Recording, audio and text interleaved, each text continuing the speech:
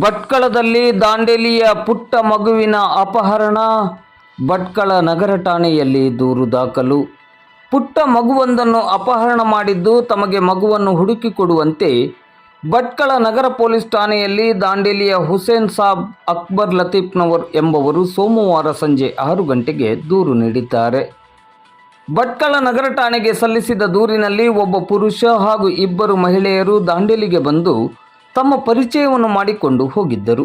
ನಂತರ ಅವರು ನನಗೆ ಕರೆ ಮಾಡಿ ಭಟ್ಕಳಕ್ಕೆ ಒಮ್ಮೆ ಬಂದು ಹೋಗುವಂತೆ ಒತ್ತಾಯ ಮಾಡಿದ ಹಿನ್ನೆಲೆಯಲ್ಲಿ ನಾವು ಜೂನ್ 18ರಂದು ರಾತ್ರಿ ಭಟ್ಕಳದ ಆಲ್ ಕಲೀಜ್ ಹೋಟೆಲ್ ಹತ್ತಿರ ಬಂದು ಅವರ ದೂರವಾಣಿಗೆ ಕರೆ ಮಾಡಿದಾಗ ಅವರು 3 ಬಂದು ಮಾತನಾಡಿಸಿ ತನ್ನ ಹೆಂಡತಿ ಬಳಿ ಇದ್ದ 7 ತಿಂಗಳ ಮಗುವನ್ನು ಎತ್ತಿಕೊಂಡು ಈಗ ಬರುತ್ತೇವೆ ಎಂದು ಹೇಳಿ ಹೋದವರು ನಂತರ ತಮ್ಮ ಮೊಬೈಲನ್ನು ಸ್ವಿಚ್ ಆಫ್ ಮಾಡಿದ್ದಾರೆ.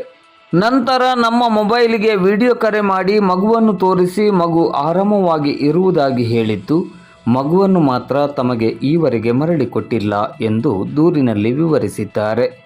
ಮಗುವನ್ನು ಹುಡುಕಿಕೊಡುವಂತೆ ಹುಸೇನ್ ಸಾಬ್ ಅಕ್ಬರ್ ಲತೀಫ್ನವರು ದೂರು ನೀಡಿದ್ದಾರೆ. ಈ ಬಗ್ಗೆ ಪ್ರಕರಣ ದಾಖಲಿಸಿಕೊಂಡ ಭಟ್ಕಳ ನಗರ ಠಾಣೆಯ ಪೊಲೀಸರು ಮುಂದಿನ ಕ್ರಮವನ್ನು ಕೈಗೊಂಡಿದ್ದಾರೆ.